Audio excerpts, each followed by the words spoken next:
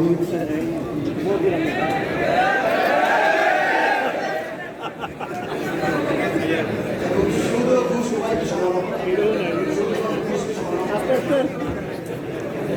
যেটা করেছেন একটা হচ্ছে যে ঘুষ ঘুষ ঘুষ হারাম, ঘুষ জাহান্নামে যাওয়ার কারণ, ঘুষে আল্লাহ লানত হয়। যে ঘুষ খায়, যে ঘুষ দেয়, যদি নিরুপায় না হয়, নিরুপায় হলে যায় তখন আর ওটার নাম ঘুষ থাকে, রাষ্ট্র থাকে না। এটাও জেনে রাখবেন।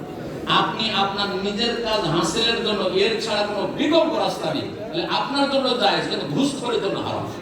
ধরেন জমি জায়গার বিষয়গুলিতে আমাদের দেশে আপনার জমির কাজ করেই দিবে না যদি, অথচ সরকার ওকে কিন্তু বেতন দিয়ে রেখেছে এই কাজের জন্য, যতক্ষণ পর্যন্ত বকশিশ ঘুষ না দেবেন।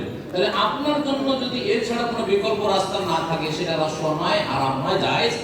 কিন্তু তাদের জন্য এই রুজি হারাম, এবং এই রুজি খেয়ে যে গোশত মাংস রক্ত তৈরি হয়েছে জাহান্নামে যাবে, এবং এর হারাম করবে।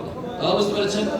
আর সেটা অবাক করার মতো যে আমাদের ছুটি বলছেন, ছুটি লাগছে না ঘুষ না দিলে, এটা তো বড় দুঃখজনক বিষয়। এই মোবারক দেশে এত অসৎ লোকেরা এদেরকে হেদায়েত দান করুন। হেদায়েত না হয় তো এই পাক দেশটাকে এই সব দুর্নীতিবাজ ঘুষখোর থেকে আল্লাহ মুক্ত করুন। মোবারক দেশ থেকে আল্লাহ রাব্বুল আলামিন এই নাপাকগুলিকে আল্লাহ দূর করে দেন। কিন্তু আপনাদের জন্য যদি অন্য কোন রাস্তা না থাকে তাহলে জায়েজ। কি করবেন?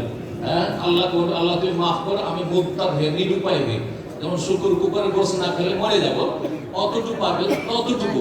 কিন্তু এই নয় যে আমার ডিউটিটা মাঠে ঘাটে দিয়ে দিচ্ছে, আমি মেন শহরে দিব ডিউটিটা, বা আমার সুবিধা মতো দেবো, সেই জন্য ঘুষ দিচ্ছে। এটা যেখানে দিবি তো, কিন্তু আপনার ছুটি যে পাবে 2 বছরে ছুটি লাগছে না, ওইটার জন্য দিতে পারেন, কারণ ছুটি যাওয়া আপনার খরচ লাগছে। আল্লাহ তারপরে আর বলছে